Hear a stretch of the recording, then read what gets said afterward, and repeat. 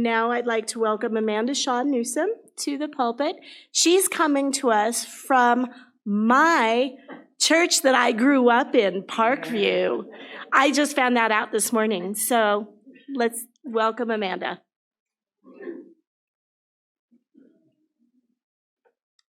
Oh, thank you so much, Beth. Thank you. Oh, hello. Good morning. Everybody hear me okay? Thank you so much for welcoming me. It's such a warm welcome. Thank you for the wonderful organized script and telling me when to get up here and be in, and all the wonderful credit for the liturgy this morning. So thank you very much. I am delighted to be here with you. I don't know about you all are obviously very devoted being here during the summer, but I tend to fall away from in-person church during the summer. So I'm also very grateful to be called back into the building. So thank you for having me here in the flesh. And welcome to all of you all at home as well who are, like me, enjoying perhaps your brunch or coffee this morning. So we'll all work on this together. I think if I were going to rename this sermon, I submitted the title for the sermon a few weeks ago before I had written it, and before I'd really thought about it. And I thought, well, we'll just do something safe. And I think if I were going to rewrite it, I would say, how do we marry the ocean? How do we marry the ocean? So I really appreciate preaching from the lectionary. I am very new to not only ministry, but also to coming back to church. I came back to church in about 2018, roughly around in my early 40s. So I appreciate the lectionary because it helps me pause in places I would normally skim over in the Bible. And like today's reading, the parable of the rich fool. Okay, so greed is bad. Got it. Don't be greedy. Now, everybody, we can finish up and go to brunch, right?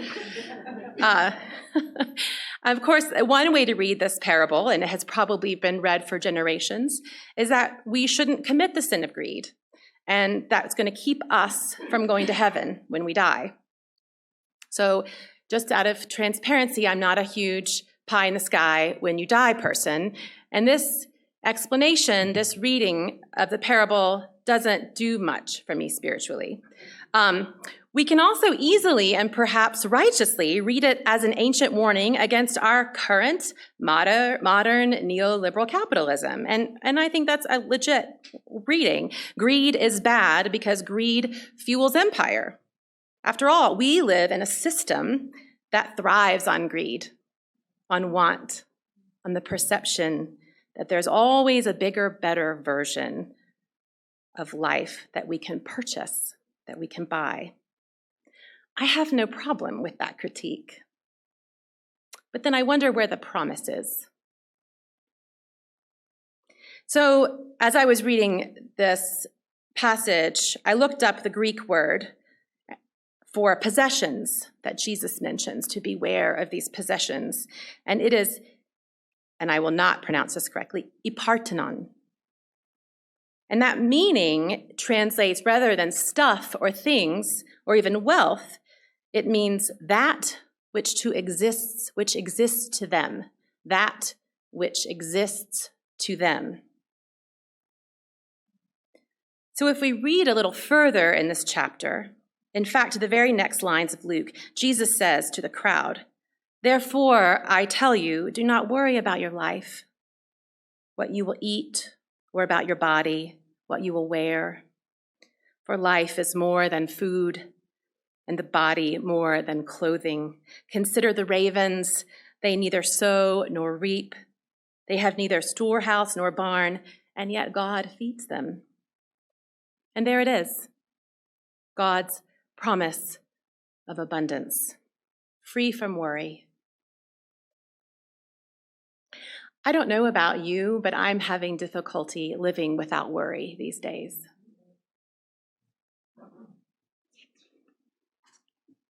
So this word, possession, which appears in our translation, made me think of something I've read recently by the Buddhist priest Pema Chodron. I'm fully aware I'm here in Boulder, and a lot of you all probably are very familiar with Pema Chodron. You're probably more familiar with her than I am. In my home church of Parkview Congregational in Aurora, we've developed an online book group that started during the pandemic. And this time around, we're reading this summer Pema's latest book called Welcoming the Unwelcome, Wholehearted Living in a Broken-Hearted World. Anybody perhaps read it? It's obviously really good, very prescient. And in the book, Pema describes the Buddhist concept of emptiness.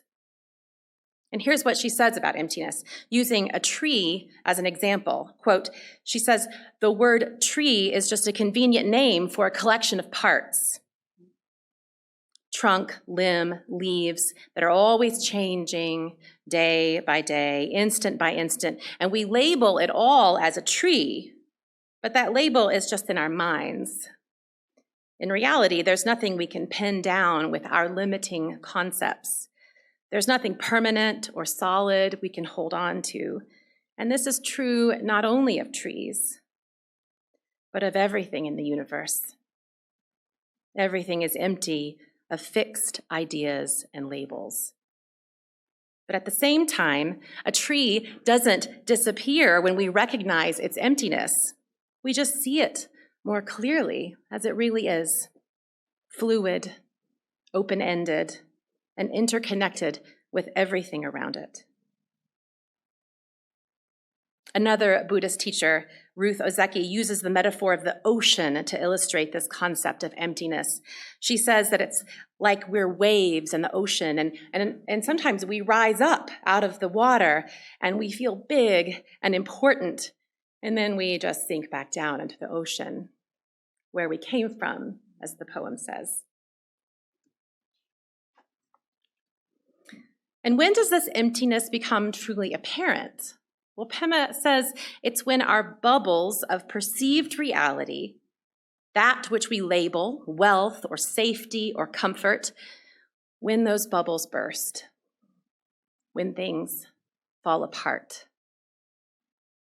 That is when we are kicked into emptiness, into truth. The emptiness, she says, isn't nothingness, it is reality. It is a place we should learn to dwell, to abide. It is a new perspective where we should learn to rest, a place free from worry. So early on in my still new career of ministry, I got some really good advice about preaching, and that is to preach from your scars, but not your wounds. Really good advice. And so it is with a little trepidation this morning that I tell you that my life is not going the way I wanted it to or expected it to right now. I've had some major bubbles bursts recently. And fundamental elements of my life that I took for granted as solid and true aren't so much. It's as if I opened my barn of grain and it was full of packing peanuts, or as though I spent years setting a beautiful table with delicate glasses and gleaming china and exquisite food, and some big arm came down and swept it across. Have you had that feeling before? Yeah. I think emptiness is a really good word for it. And I find myself reconsidering everything I thought was real and important. And here's the thing, though. I'm finding this to be a holy place. Not easy, not happy, not joyful, and certainly not comfortable, but holy.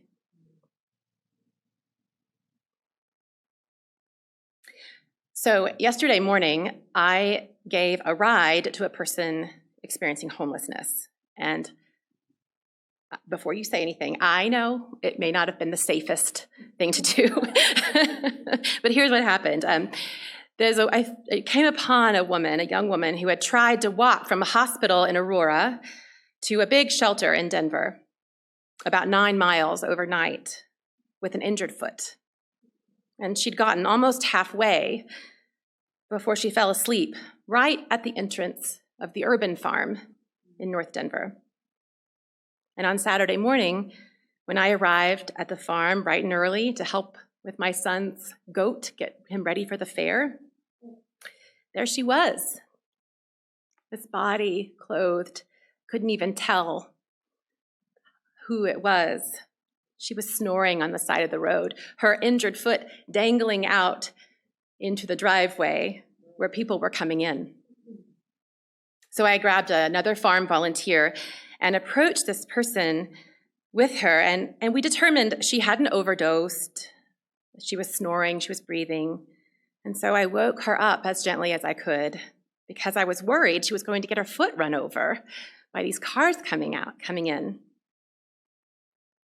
And as she woke up, she stood up and got her bearings a little bit, and then she looked at me with these big, liquid, green eyes, and she said, "Oh, you're not going to believe this, but my sister died. And I'm alone in this world." And my friends, that wound I have heated up. It sparked between us.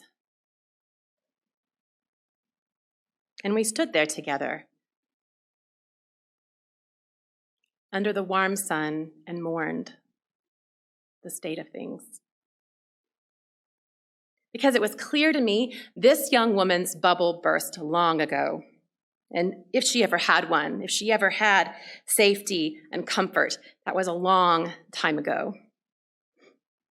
And so just in that moment, under that warm Denver sun, we grieved together. And after a few minutes, I learned she was trying to get to the Smith Road shelter, another 4 miles down the road, and I imagined her walking on her injured foot in the heat for hours, and so I offered to give her a ride to the shelter. By the way, she had a knife about this big strapped to her hip. I mean, it was kind of more of like a machete. And I said, "So if you could please put your machete in your bag, and then put the bag in the back seat, then I'll feel good about driving you to the shelter." And she said, "Oh, yeah. Oh, sure. Of course. Yeah." She said, "I just have to protect myself, you know." And I said, "I get it." And so soon, we were just 2 people driving in a car together. And she mentioned that she wasn't accustomed to traveling by car and how things looked really different from that perspective. And an ambulance sped by with its sirens on, and she immediately offered a prayer out loud, immediately empathizing with the people in that ambulance. When we pulled up to the shelter, her friends, her chosen family, immediately greeted her by racing toward her with open arms. And I went back to the farm. Beware of possessions. Beware of that which exists to you. Beware of that which you perceive. These are bubble-bursting days, right? Days when the whispers and nudges of spirit turn into shouts and shoves sometimes.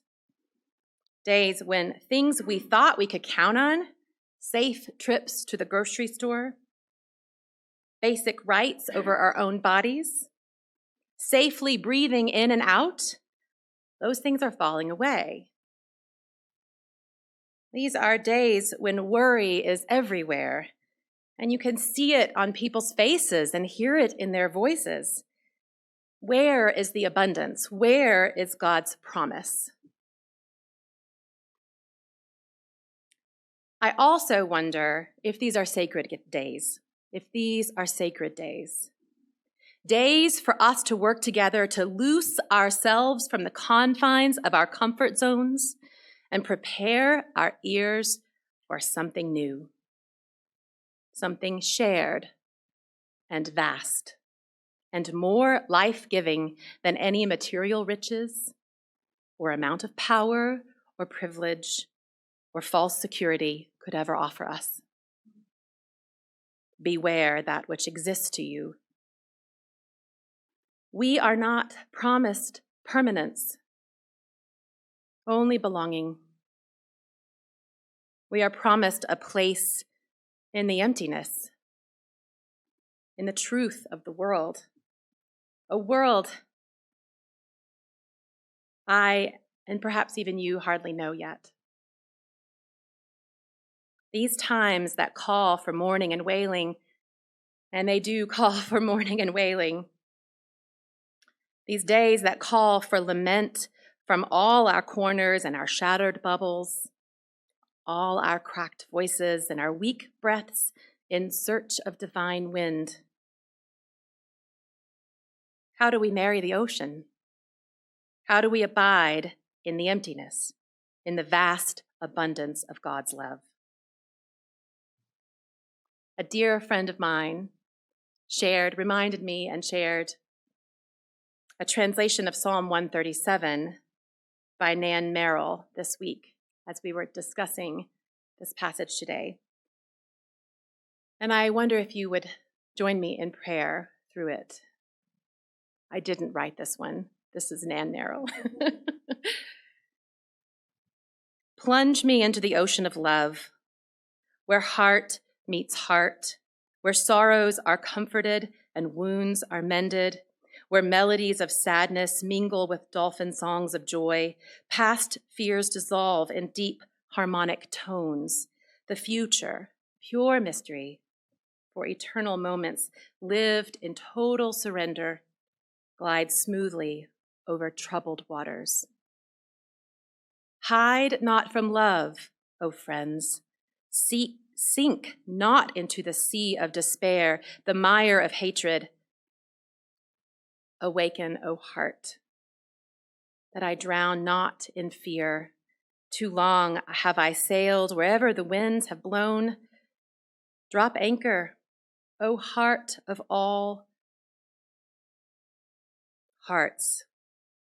Set a clear course that I might follow and guide me to the promised shore. Amen.